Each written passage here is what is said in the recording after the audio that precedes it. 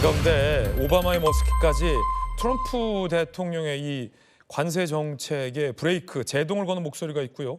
1,400곳에서 트럼프는 손을 떼라, hands up 이라는 반 트럼프 시위가 대규모 시위가 미국 전역에서 열리고 있다는 소식입니다. 트럼프 2기의 어떤 주요 정책, 연방 공무원 대량 해고, 보건 예산 삭감, 우방국도 가리지 않는 일괄 25%의 어떤 관세 정책 적용. 베트남 같은 경우는 40%가 넘어요, 관세 적용이. 자, 그러자 손을 떼라 반대 집회가 미국 전역에서 열리고 있다고 합니다. 50개 주 1,400여 건, 60만 명 이상이 참가했다고 합니다. 자, 일단 LA에서 열리고 있는 반 트럼프 시위 모습입니다. Hands up, 손 떼라는 것을 외치면서 60만 명이 50개 주에서 시위를 벌인다는 것은 굉장히 대규모 시위고요. 트럼프 대통령 임기 지금 시작하자마자 이런 전역에서의 어떤 반 트럼프 시위가 벌어지고 있습니다. 이것은 애틀랜타에서 벌어지고 있는 이 반 트럼프 시위 모습입니다. 아무래도 최근 이 트럼프가 각국에 이제 이례적인 대규모 이제 관세를 적용하겠다라고 밝히자 그 악영향이 사실은 미국의 어떤 경제 대내적인 부분을 먼저 타격하기 시작했습니다. 전통의 어떤 자동차 제조사의 미국 내 5개 공장에서 900명의 미국 노동자들이 대량 해고되는 사태까지 발생했습니다. 왜냐하면 이 캐나다의 관세가 적용되자 캐나다에서 자동차를 생산하던 미국 자동차 업체가 공장을 일시 중단할 수밖에 없었고 캐나다 공장에 부품을 납품하던 미국 공장까지 연쇄 타격을 입었다라는 거죠. 사실 미국 내의 많은 전문가들도 이 트럼프의 이 관세 정책이 미국 경제에도 안 좋은 영향을 미칠 것이다라는 경고를 하고 있는데도요. 트럼프 대통령의 이 강한 보호무역 정책이 고수되면서 지금 보시는 것처럼 이 대규모 미 전역에서의 어떤 트럼프 반 시위까지 이어지고 있는 그런 상황입니다. 제롬 파월 미 연준 의장도 이 관세 인상 영향이 예상보다 크다라고 경고하고 있습니다. 들어보시죠. While tariffs are highly likely to generate at least a temporary rise in inflation, it's also possible that the effects could be more persistent. Tariff increases will be significantly larger than expected, and the same is likely to be true of the economic effects, which will include higher inflation and slower growth. 자, 벌써부터 이 부작용이 미국의 발등을 찍고 있다는 얘기도 나오고 있습니다. 김영주 교수님, 네.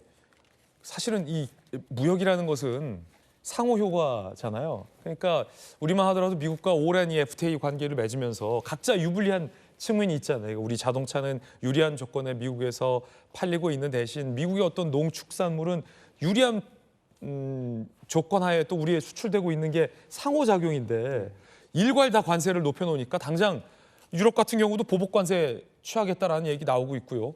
캐나다 같은 경우는 황당한 게 미국 자동차 기업이 캐나다에서 생산하고 있는데 관세를 미국 자동차인데 캐나다에서 만들어졌다는 이유로 미국에 다시 들어오니까 20% 관세를 매겨줘서 당장 공장이 문 닫으니까 미국 내의 어떤 근로자들이 일자리를 잃는 일까지 지금 벌어지고 있는데 이게 왜 그런 걸까요?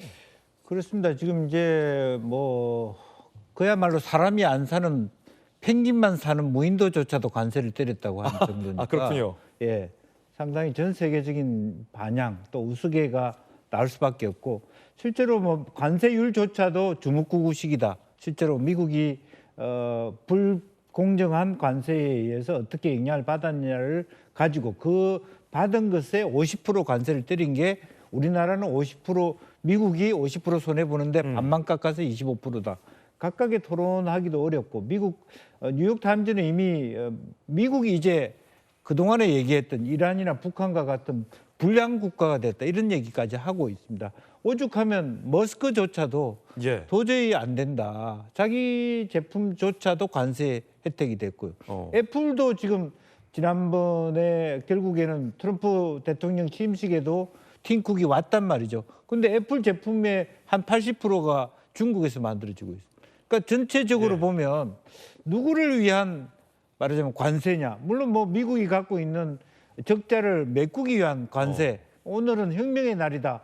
그렇게 트럼프가 얘기했음에도 불구하고 해방의 날이다. 그렇게 얘기했음에도 불구하고 실제로 미국의 보수적인 몇몇 노조위원장들만 좋을 뿐 실제로 유통이나 기업 이런 사람들이 다 실패를 보고 있습니다. 어제 소위 말하는 미국에서 잘 나가는 주식 매그니피센트 7개 최우량주가 이틀 만에 2,630조 7천억 손실을 봤습니다. 그러니까 전체적으로 멘붕인 상태일 수밖에 없고 결과적으로 더 어려운 것은 이러한 과정이 차라리 시진핑과 푸틴에게 면죄부를 주는 그런 상태거든요. 오히려 이것을 맞받아쳐서 사실은 죽어가던 중국의 시진핑이 거의 FTA 비슷하게 관세를 깎아주는 형태로 사실은 교란시키고 있습니다. 유럽과 중국이 더 관계를 강화하고 이렇게 푸틴은 또 푸틴대로 살아남고 예. 이렇게 되면 미국의 정체성과 방향을 완전히 잃어버리게 된다. 그런 것이 아마 미국의 민주당 전통적 지지자들과 함께하는 이런 전 대규모적인 그런 어떤 그 반 트럼프 시위로 이어지고 있지 않느냐 그렇게 보이죠. 자, 지금 뭐 시위 규모를 보니까요. 어마어마한데 지금 보스턴의 시위 모습인데 지금 박선민 최고님 미국에서 지금 이런 대규모 시위가 열리고 있다. 뭐 한국도 한국인데 미국 정치 상황도 꽤 뭐 좋은 상황은 아니군요. 네, 그렇습니다. 지금 굉장히 이 트럼프의 정책에 대해서 사실은 뭐 공화당 중진 의원부터 시작해서 트럼프와 우호적인 관계를 맺고 있었던 뭐 머스크까지도 이제 반대 입장을 내고 있는 상황이고 침묵을 지키던 오바마 전 대통령까지도 직접 시민들이 지켜야 된다. 아무도 지켜주지 않는다. 이런 메시지를 내면서 오바마도 입장이 나왔어요? 네, 적극적으로 이 시민들의 참여를 독려하고 있는 상황이고요. 방금 말씀해 주셨듯이 이 미국에서 굉장히 대규모로 전역에서 사실상 거의 시위가 일어나고 있다라고 봐도 무방할 만큼 이 트럼프의 정책에 관세 정책의 여파가 미치고 있는 이 영향력이 정말 국민들의 삶에 이 미국 국민들의 삶에 굉장히 좀 악영향을 끼치고 있는 상황이기 때문에 그럼에도 불구하고 지금 보면 트럼프의 입장은 굉장히 좀 초연한 상태거든요. 네. 그러니까 골프를 친다던가 뭐 결국에는 우리가 이길 것이다라던가 이런 식의 굉장히 자신감 있는 어떻게 보면 근자감 있는 모습만을 내세우고 있다 보니까 곳곳에서 날아드는 쓴소리를 피하기는 어려운 상황인 거죠. 그렇군요. 일단은 우리로서는 미국에 수출하던 우리 이제 효자 상품들이 당장 이제 관세를 맞으면 가격이 올라갈 수밖에 없기 때문에 미국 내에서 잘 팔리지 않게 된다라는 이 걱정과 우려를 맞게 됐습니다. 그 가운데 이 불닭 볶음면도 매운맛 비상이 걸렸다고 합니다. 자, 불닭 볶음면이 그 삼양의 전체 매출의 70%를 차지할 만큼 해외에서 특히 이제 미주 시장에서 잘 팔리고 있는데 당장 25% 관세를 맞으면 미국에서 그렇게 잘 팔리고 있는데 불닭볶음면 가격은 70% 올릴 수는 없는 노릇이잖아요. 위기입니다. 그런데 미국 공장이 없다고 합니다. 삼양은. 역시나 미국에서 잘 팔리는 CJ의 비비고 만두나 농심 신라면은 그나마 다행히 미국에서 공장을 보유하고 있어서 관세 타격에서는 비교적 자유로울 수 있다라고 해서 이 기업들 간의 희비도 좀 엇갈리고 있는 그런 상황인데 정익진 변호사님. 네네.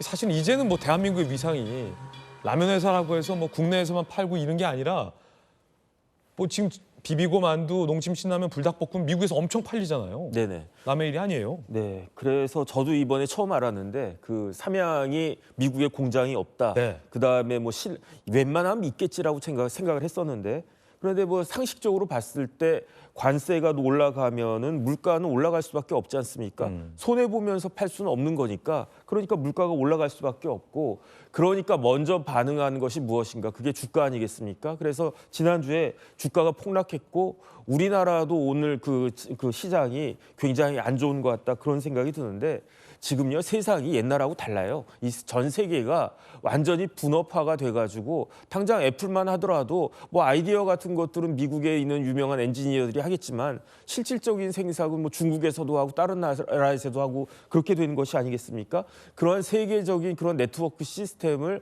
관세로 인해서 무지막지한 관세로 인해서 파괴할 수 있는 것이기 때문에 그렇기 때문에 뭐가 되는가 불확실성이 높아지는 거잖아요. 경제에서 제일 싫어하는 게 불확실성 아니겠습니까? 예. 그러니까 이렇게 경제가 어려워지면 누가 그 손해를 갖다가 보는가, 누가 피해를 보는가.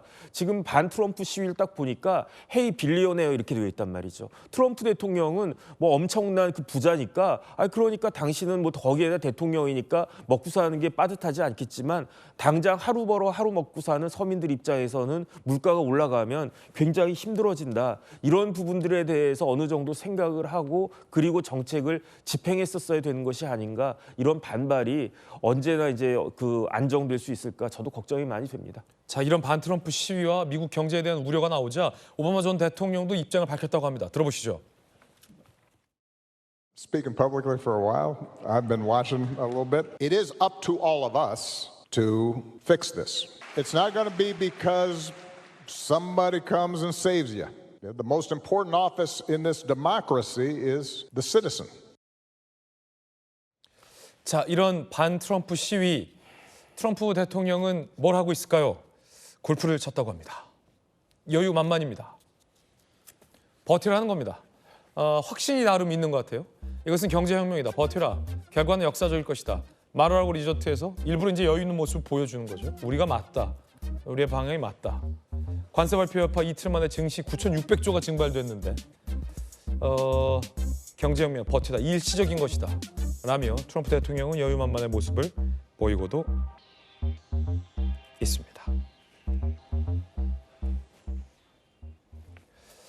60일 조기 대선 국면 이후에 새롭게 출범하게 될 대한민국의 새 행정부가 25% 관세라는 트럼프 대통령의 저 정책을 어떻게 협상할지가 가장 큰 관건일 것 같습니다.